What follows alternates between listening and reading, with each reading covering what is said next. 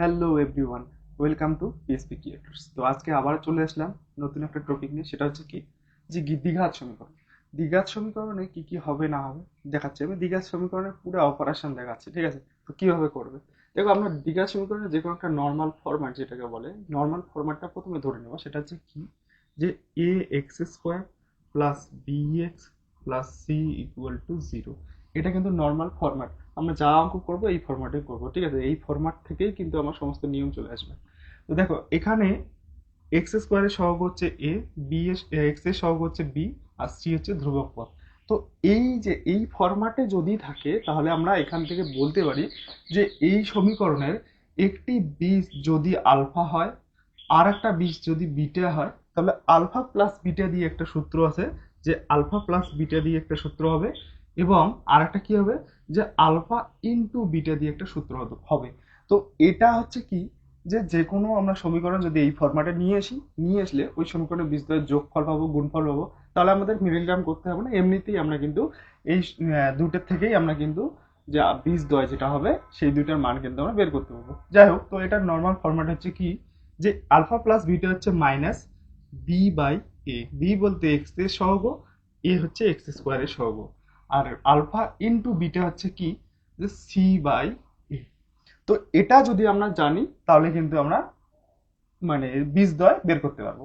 আর একটা জিনিস তোমরা মনে রাখবে, সেটা হচ্ছে কি, যে কোনো একটা সমীকরণ দেওয়া আছে, ঠিক আছে?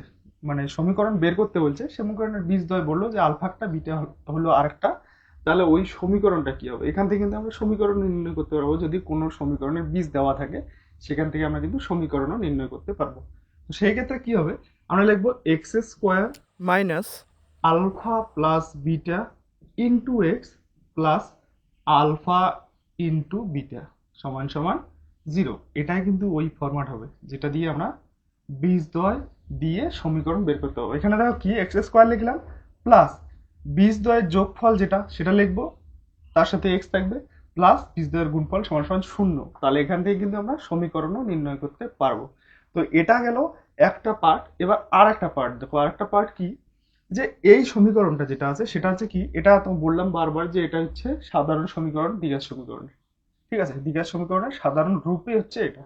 তো আমরা যতই যেই অঙ্ক করতে যাই না কেন, দ্বিঘাত সমীকরণে আমাদের কিন্তু এই রূপে আনতে হবে, তবেই আমরা সহজভাবে করতে পারবো, ঠিক আছে? তো এই রূপে যদি থাকে, তাহলে এখান থেকে আমরা এর যে বীজদ্বয় হবে সেই বীজদ্বয়ের প্রকৃতি কিরকম হবে সেটা আমরা কিন্তু বের করতে পারবো। তো শ্রীধর আচার্যের নিরূপক যেটা, সেটা হচ্ছে কি, b square minus four a c. তো শ্রীধর আচার্যের সূত্র আমি কিন্তু বলতে গেলাম না, জাস্ট তোমরা মনে রাখবে b square minus four a c. তো এটার উপর ডিপেন্ড করে কিন্তু যে সমীকরণ থাকবে দ্বিঘাত সমীকরণ, সেই সমীকরণের বীজ আমরা নির্ণয় করতে পারবো বা তার প্রকৃতি নির্ণয় করতে পারবো। তো সেটা হচ্ছে কি, এই b square minus four a c এটার উপর ডিপেন্ড করে কিন্তু। আর এই b square minus four a c এটাকে কিন্তু বলে শ্রীধর আচার্যের যে দ্বিঘাত সমীকরণের সূত্র আছে তার নিরূপক, ঠিক আছে? এবার আমরা এই নিরূপকের প্রকৃতি নির্ণয় করবো। সেটা হচ্ছে কি, যে সমীকরণ থাকবে সেই সমীকরণকে এই ফরম্যাটে নিয়ে আসবো, নিয়ে আসার পরে এই মানটা বসাবো, যে বি স্কোয়ার বসাবো মাইনাস ফোর এসি বসাবো।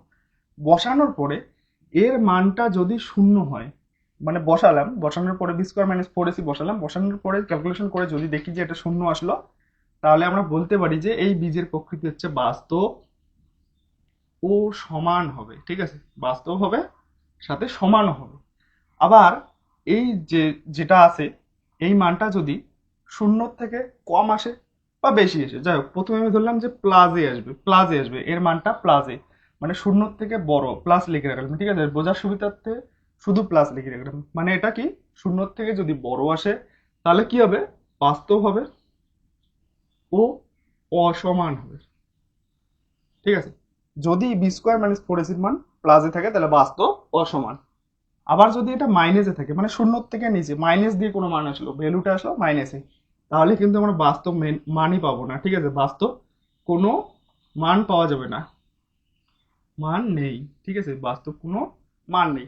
তাহলে এখান থেকে তোমরা তিনটে জিনিস শর্ত শিখলে, সেটা হচ্ছে কি, যদি b square minus four a c শূন্য হয় তাহলে বাস্তব ও সমান, যদি b square minus four a c plus হয় তাহলে বাস্তব হবে অসমান হবে, আর যদি এই মানটা মাইনাসে আসে তাহলে বাস্তব কোনো মানই পাওয়া যাবে না, ঠিক আছে?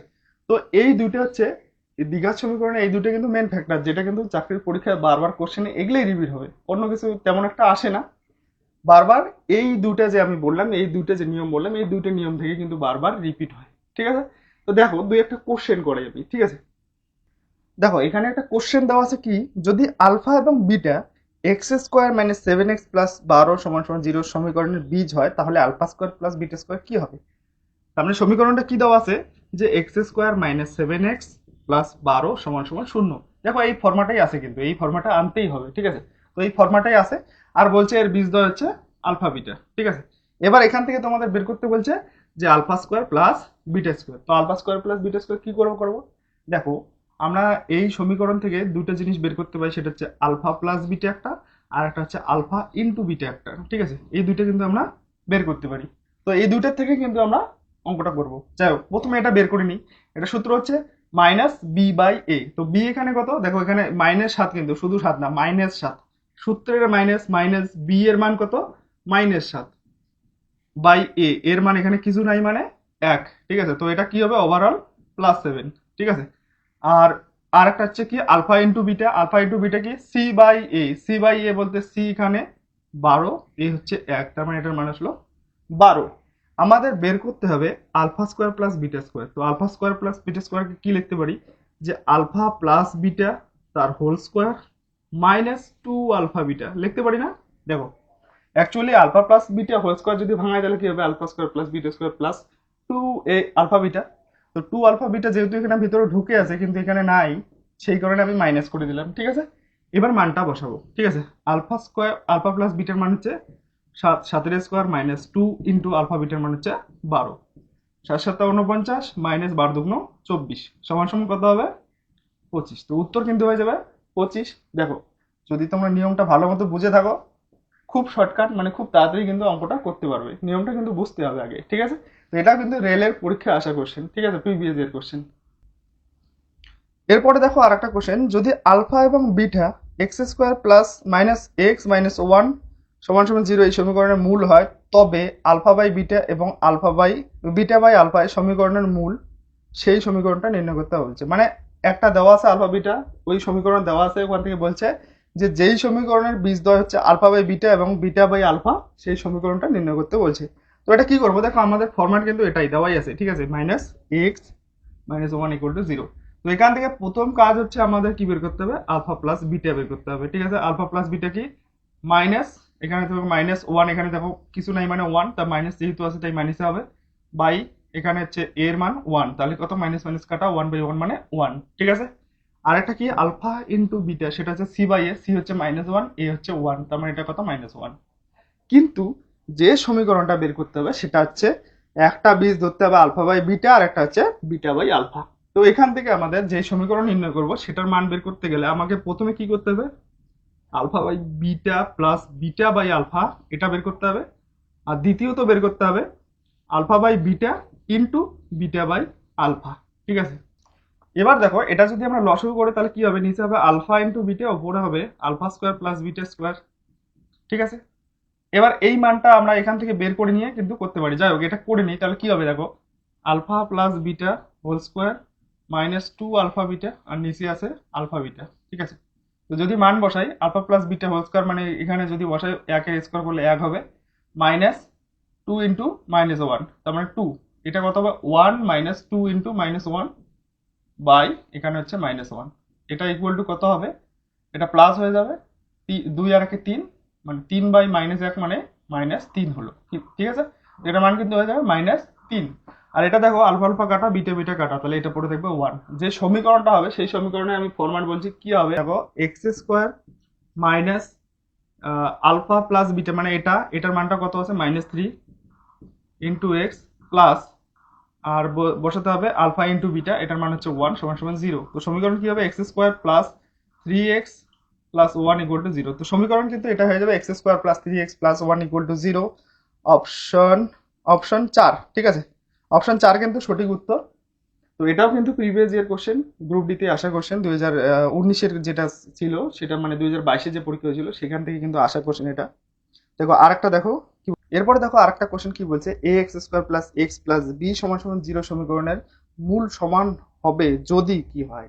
দেখো কি বলছে, ax² plus x plus B সমান সমান 0, এটার মূল সমান হতে হবে। তো মূল সমান হওয়ার শর্ত আমি কি বলছি যে b square minus four a c সমান সমান শূন্য হতে হবে। তার মানে এখান থেকে আমরা বলতে পারি যে বি স্কোয়ার সমান সমান ফোর এসি হতে হবে, বি স্কোয়ার সমান সমান ফোর এসি হতে হবে। এটা কিন্তু সূত্র হিসাবে এটা, ঠিক আছে। তো এবার বি এর জায়গায় কি আছে দেখো, এক্স এর সহ কিছু নাই, মানে সেটা হচ্ছে ওয়ান, ওয়ান স্কোয়ার, ফোর থাকলো, এর জায়গায় কি আছে এ আছে, আর সি এর জায়গায় কি আছে বি, ঠিক আছে। তো এখান থেকে কিন্তু আমাদের সমীকরণটা বের করতে হবে, ঠিক আছে। তো এখান থেকে এক সমান সমান ফোর এ বি আসবে। এবার অপশনে দেখো কি আছে, এ বি সমান সমান এক বাই চার, এটাই কিন্তু হবে যে এ বি, এটাকে যদি আমরা এদিকে নিয়ে আসি তাহলে কি হবে যে ফোর এ বি সমান সমান ওয়ান, এখান থেকে কিন্তু এ বি সমান সমান এক বাই চার, ঠিক আছে, এক বাই চার। তো এটা কিন্তু উত্তর হয়ে যাবে যে এ বি সমান সমান এক বাই চার, অপশন চার, ঠিক আছে। তো এটাও কিন্তু গ্রুপ ডিতে আসা কোশ্চেন, ঠিক আছে। এটা গ্রুপ ডিতে আসা কোশ্চেন। তো তোমরা যদি এটা কিন্তু ভালো করে না জানো তাহলে কিন্তু এই অঙ্কগুলি করতে পারবে না, ঠিক আছে। ভিডিওটা ভালো লাগলে একটা লাইক করে বন্ধুদের মাঝে শেয়ার করে দেবে। দেখা হচ্ছে নেক্সট ভিডিওতে। শেষ অবধি দেখার জন্য অসংখ্য ধন্যবাদ।